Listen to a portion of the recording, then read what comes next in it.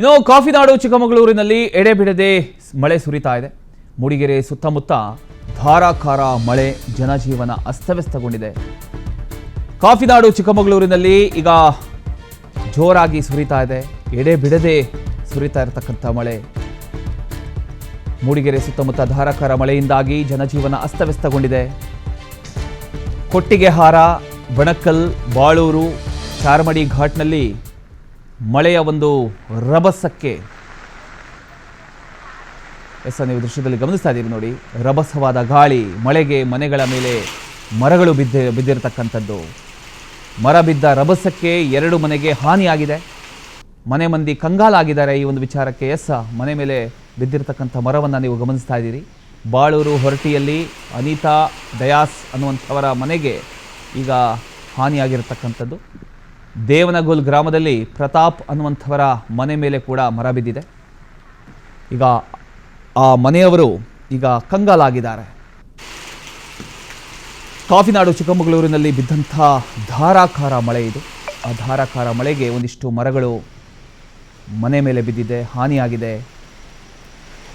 ಅಲ್ಲಿನ ವಾಸ ಮಾಡ್ತಕ್ಕಂಥ ಜನ ಅಳಲನ್ನು ತೋಡ್ಕೊಳ್ತಾ ಇದ್ದಾರೆ.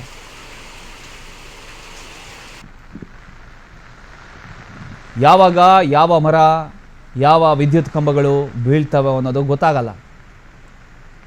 ಮಳೆ ಬಂದರೆ ಜೋರಾಗಿ ಬರುತ್ತೆ, ಇಲ್ಲ ಅಂದರೆ ಮಳೆನೇ ಬರೋದಿಲ್ಲ ಅಂಥ ಒಂದು ಪರಿಸ್ಥಿತಿ. ಒಟ್ಟಿನಲ್ಲಿ ಈಗ ಮಲೆನಾಡು ಭಾಗ ಆಗಿರ್ಬೋದು ಅಥವಾ ಕೊಡಗು ಆಗಿರ್ಬೋದು, ಎಲ್ಲ ಭಾಗದಲ್ಲೂ ಜೋರಾದಂಥ ಮಳೆ ಬರ್ತಾ ಇದೆ. ಎಲ್ಲ ಒಂದು ಕಡೆ ರೈತರ ಮುಖದಲ್ಲಿ ಮಂದಹಾಸ ಕಾಣಿಸ್ತಾ ಇದೆ. KRS ಡ್ಯಾಮ್ ಕೂಡ ತುಂಬುವಂಥ ಲಕ್ಷಣಗಳು ಕಾಣಿಸ್ತಾ ಇದೆ. ಹಾರಂಗಿ ಡ್ಯಾಮ್ ತುಂಬುವಂಥ ಲಕ್ಷಣಗಳು ಕಾಣಿಸ್ತಾ ಇದೆ.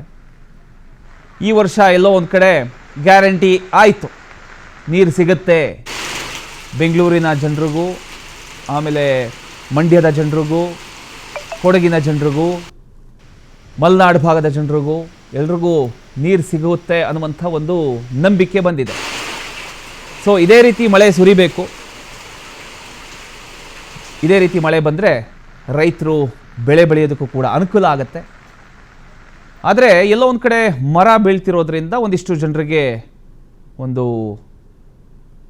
ನೋವಾಗತ್ತೆ. ಯಾಕೆಂತ ಹೇಳಿದರೆ ಕಷ್ಟಪಟ್ಟು ಮನೆ ಕಟ್ಟಿರ್ತಾರೆ, ಒಂದಿಷ್ಟು ವರ್ಷಗಳಾಗಿರುತ್ತೆ ಮನೆ ಕಟ್ಟಿ. ನೋಡಿ, ಶೀಟ್ ಮೇಲೆ ಬಿದ್ದಿರ್ತಕ್ಕಂಥದ್ದು. ಆ ಶೀಟ್ ಮೇಲೆ ಬಿದ್ದ ಕಾರಣ ಕಂಪ್ಲೀಟಾಗಿ ಮನೆಗೆ ಹಾನಿಯಾಗಿದೆ. ಅದನ್ನು ನೀವು ಗಮನಿಸ್ತಾ ಇದ್ದೀರಿ.